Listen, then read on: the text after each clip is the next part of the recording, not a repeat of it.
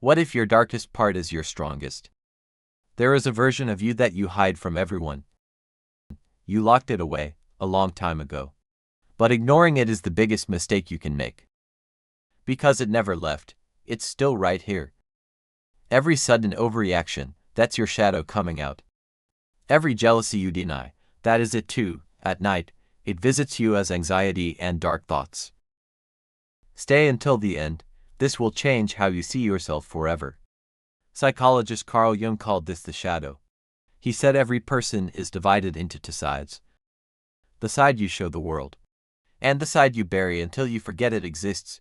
You wear a mask every single day.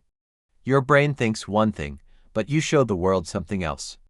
The shadow holds everything you were told was wrong: anger, fear, and selfishness. So you suppress it, over and over again.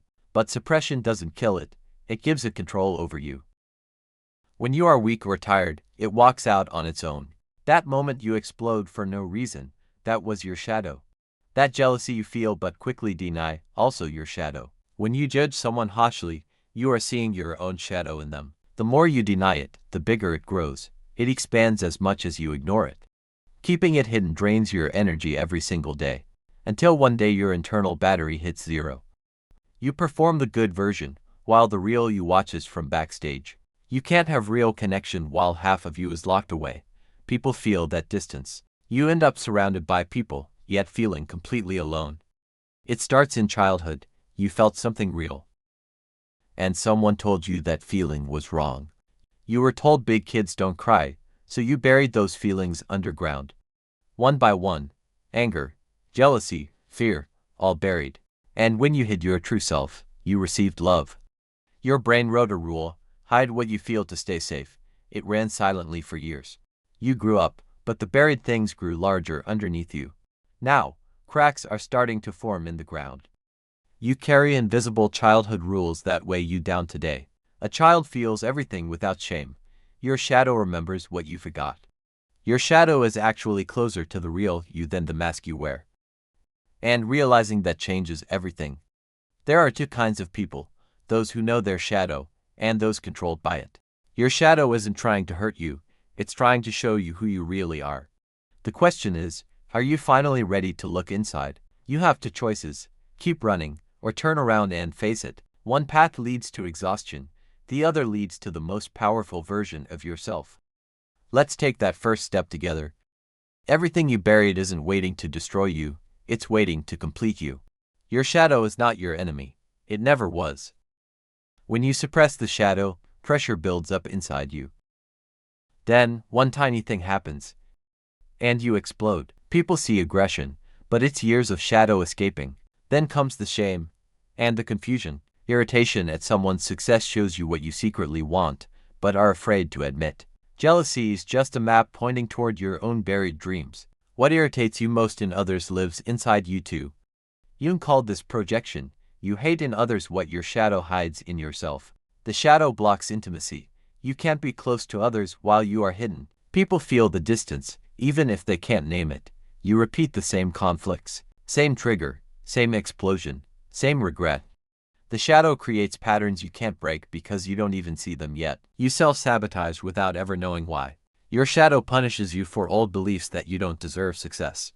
At night, the shadow speaks as anxiety and that feeling that something is wrong. That 3 a.m. feeling. You know exactly the one. Distractions don't work. The shadow isn't hungry for food or validation.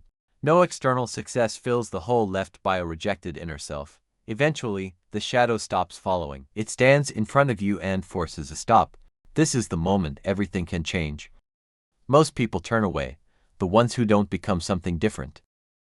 The greatest people in history didn't run from their darkness. They used it.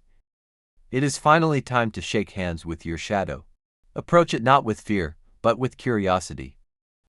The moment you turn toward it, the threat ends and the information begins. Your shadow contains raw power, unfiltered, but real. Inside it lives your drive, your ambition, and your real voice. Understood anger becomes fuel. It tells you where your boundaries are. Controlled anger says, this far and no further. That is healthy. Your jealousy is a compass pointing at your hidden goals. Ask, what do they have that I want? The answer is your own path forward.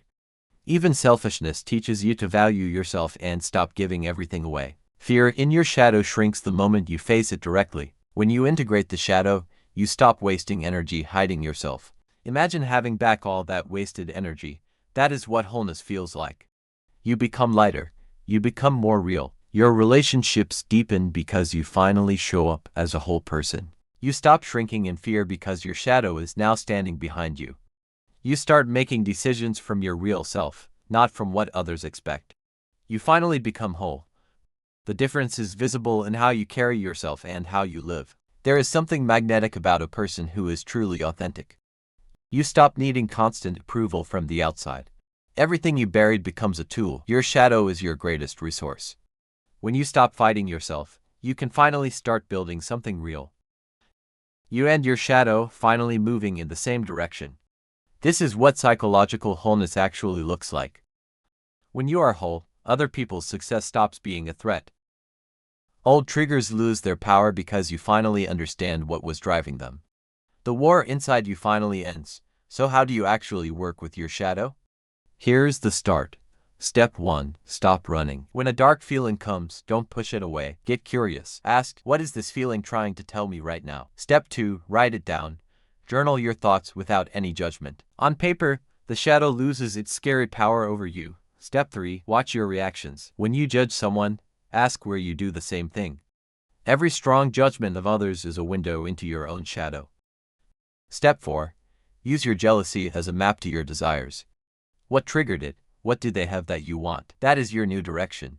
Step 5. Redirect your anger. Breathe, then use that energy to set a boundary. Anger used well is power, not destruction.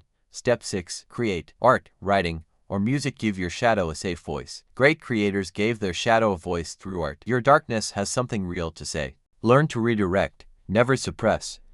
Step 7. Talk about it. Shame grows in silence, but shrinks in honest conversation. Shadow work isn't about fixing yourself. It's about reclaiming the parts you were told to abandon. With every piece you reclaim, you become more complete, more real, more alive. This is not the end of the journey. It is only the beginning. The work you do on the inside changes everything on the outside. Better relationships, clearer direction, real confidence. This is what knowing your shadow gives. Your dark side is not something to be ashamed of. It's a part of you that has been waiting, patiently, to be understood. The moment you truly accept it, everything shifts. Your shadow was never your enemy. It was always the part of you trying to make you whole. Now I have a question. What part of yourself have you been hiding the longest? If this hits something real in you, you know what to do. More psychology is coming soon. See you in the next one.